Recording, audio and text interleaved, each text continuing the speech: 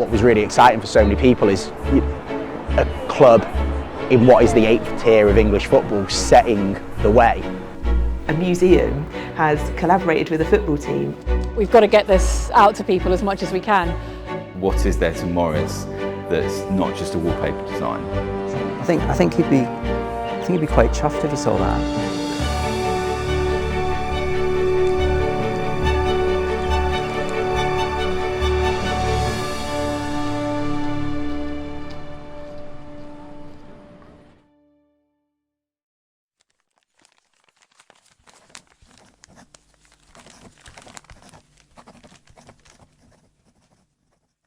This is the Westminster Menswear Archive.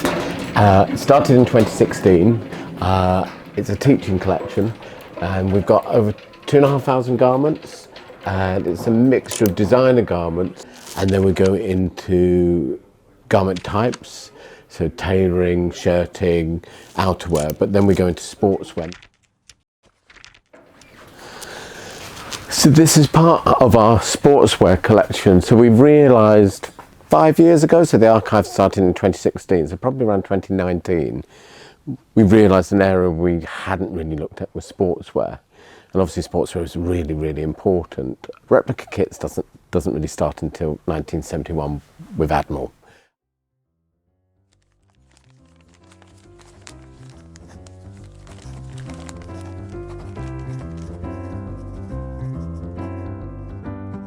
It was in 1973-74 that I guess Admiral kind of changed the game. It created the first ever replica football shirt. Bert Patrick, who was the head of marketing, eventually became the owner of the brand for a period of time. He realised, he watched the 1966 World Cup and he watched it on a colour television. He realised the way young fans were going to interact with their heroes on the pitch was going to be different forever, because they would want to dress like them. They would want to dress like George Best.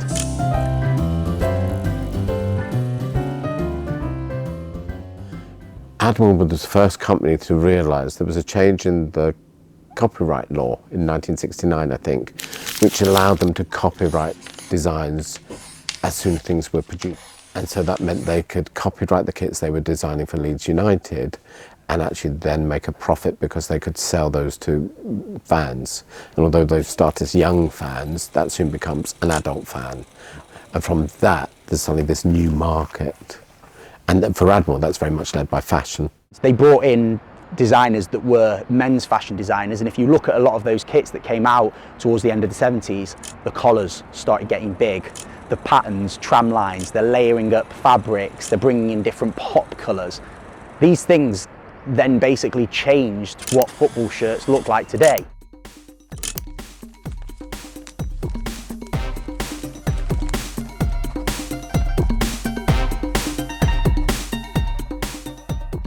I started collecting when I was 14 or 15 because I moved around everywhere.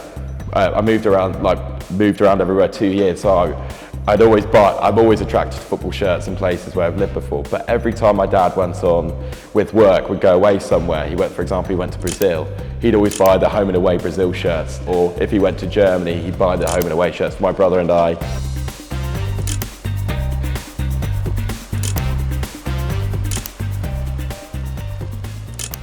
Always had shirts, always played football in them, they've always been there, but I never wear them out, which surprises people. Because I'll end up looking like a TikToker, won't I, if I wear them out? I'd have to wear big jorts, and I'm too old to be doing any of that.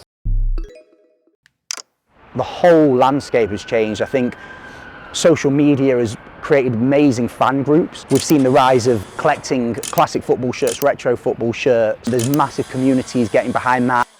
My 15-year-old cousin wanted to buy my shirts. And I said to him, why would you like to buy one of my shirts? He said, they're really cool. I was like, are they? I just buy them because I just love collecting football shirts. It is now a fashion statement because it's a fashion garment. You've got a lot of people that maybe have never gone to watch a football match or would normally turn off the TV when football comes on. And I also think the other element that's added a new audience to the football shirt is the rise in women's football as well.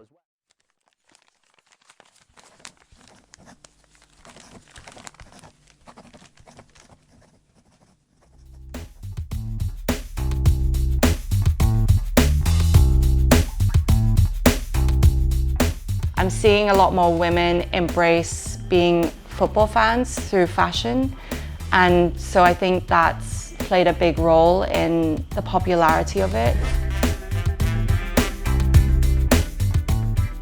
Also, the Lionesses winning the Euros, that spiked like the interest in football, and I think fashion's just a vessel for expressing the love of the game, no matter if you're a diehard like football fan, you're just getting into it, or if you're just a fashion fan but want to embrace it in a stylistic way.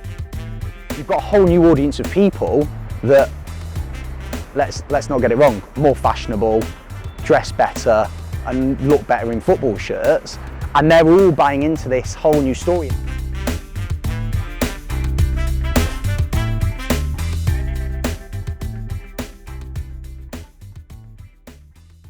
I remember like back then like thinking that sport fashion was not considered fashion because it's not seen as that, but there is so much out of it, and football is such an accessible sport where anybody can play it at any time and get into it. Fashion designers have seen it as a piece that's important in their collection, and when they're telling the story, they're not just doing a football shirt because we need a new football shirt every year. They're looking for historical stories to tell.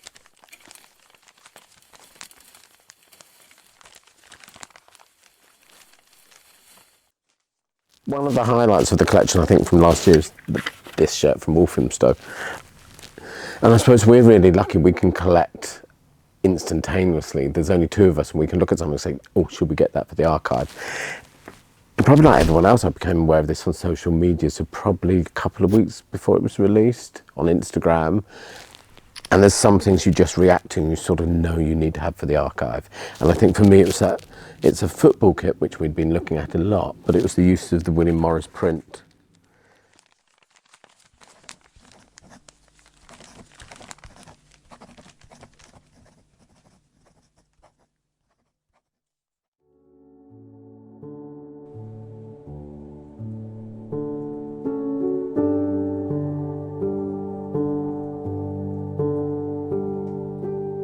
William Morris is one of the greatest designers that was ever born in Britain. He wasn't just a designer, famous for his pattern designs. He was a businessman, an entrepreneur.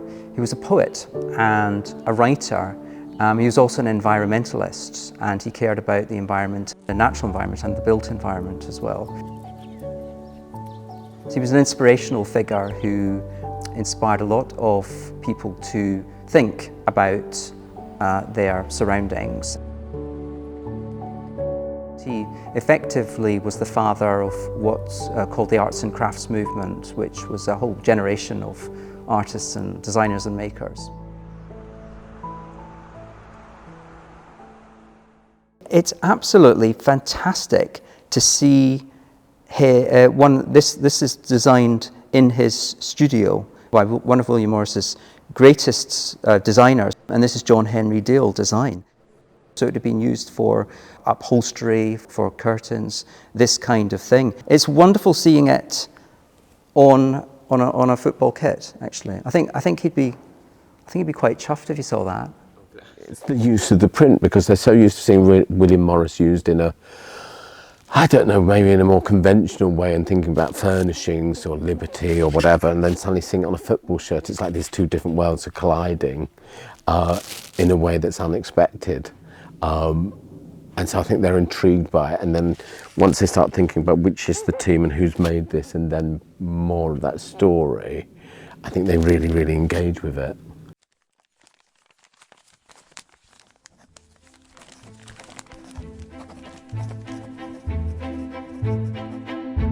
William Morris was born in Walthamstow, just down the road, and grew up here.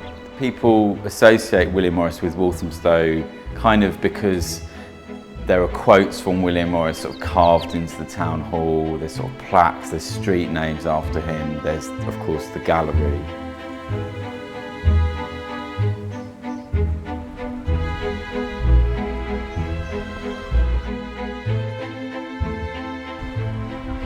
The council own the William Morris Gallery, and we work really closely with Hadrian, who's the director there. And obviously this collaboration with the gallery and Walthamstow FC is really exciting, because I think it's the first of its kind where a museum has collaborated with a football team. And I think our responsibility is to keep asking that question, what is there to Morris that's not just a wallpaper design? And for us, putting a design onto a football shirt, it's a really good way of thinking about that.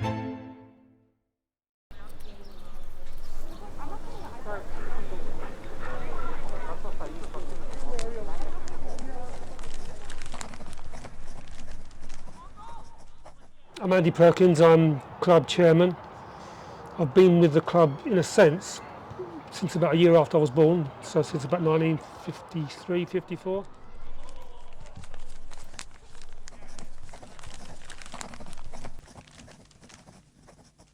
And I'm Andy Perkins, I'm Andy's son. On the committee, do just about everything, social media, websites, video, helping out on match days, and I've been coming since I was a baby, haven't I? So I had no choice really. You got pulled along like I did. Yeah.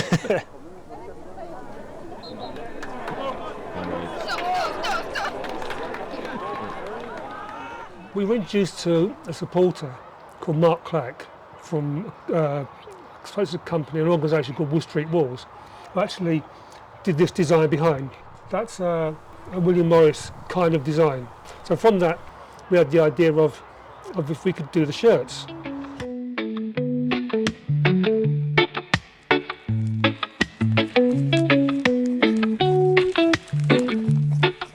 The reason we got into Walthamstow was really by like a series of like opportunities that kind of went and gone. So we're initially approached by like a large sportswear brand to look at doing a third kit for a Premier League club, and it kind of went nowhere, but it really got us thinking, well, we could actually look at doing a kit ourselves. So we went out and started to explore the opportunity, looking at local clubs, even like National League or professional clubs.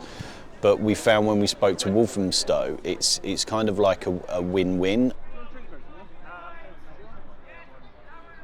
How many shirts replicas were we selling before? Oh, about 3 or 4 a season, if that. There was a game probably about 10 years ago where we were able to name the attendance. So we were like Collins there, Dave. And the dog. And the dog. Once we got the funding to do the project, we realised that after a couple of false starts, which could have not made the project happen, we worked with Admiral, and Admiral really bought into the idea. They understood William Morris, they knew about him, they saw the local context. It had clearly been an idea in his head for a number of years, and I guess the thing for me is that I knew, I got an instant feeling that this was going to be something special. You know when you've just got a feeling in your gut that everything just feels right, and then just chatting through with Mark, he understood it, but there was a massive element to it that I guess he just didn't know how to execute, in terms of how do we take this amazing pattern that was created in the 19th century and how do we turn that into a football shirt?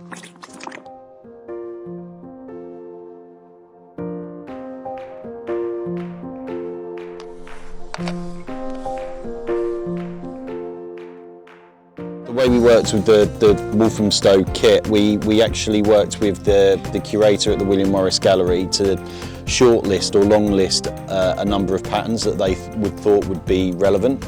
So we actually went with John Henry Durrell, who was a protege of William Morris, and the Yare design. We work with like the original patterns, we've got access to designs and patterns and the source material, which means you can do a really good job in terms of reproducing and getting the pattern right and making it feel good.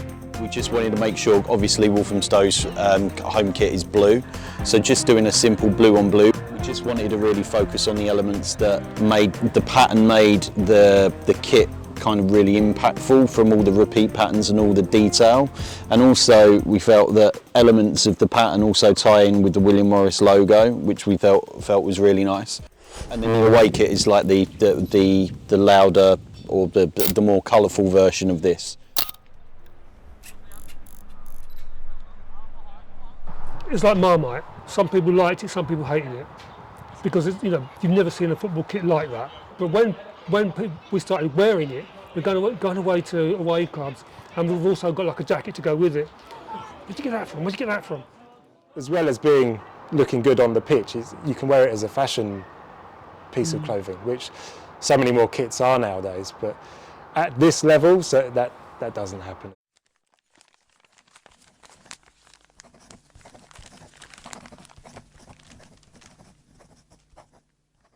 When Wood Street Walls started coming up with the plan to produce a William Morris inspired kit, I thought we've got to get this out to people as much as we can. I'm not going to lie, it was a lot of fun to be wearing a football kit in the House of Commons, which has such strict and frankly outdated rules about what you can wear, but to be able to rep Walthamstow and such an amazing kit as well, it was a good day. BBC London picked it up, Time Out, and then it just grew, and then Hypebeast and High Snobiety, and then BBC main page picked it up, and I guess once you get to that stage, you are global news, really. We've sold to like 22, 23 states in the US, sold to Japan, Australia, all around the world, Mexico. What was really exciting for so many people is a club in what is the 8th tier of English football setting the way, setting the trend for how everyone else should be operating. Clearly we don't know stats on how many have been sold at every single football club. Our estimation is that Walthamstow are probably, selling as many shirts as a mid-championship level football club.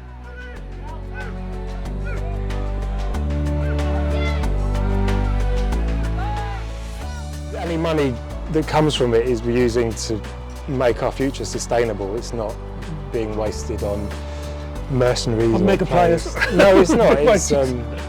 It's to keep this club going for generations more, really.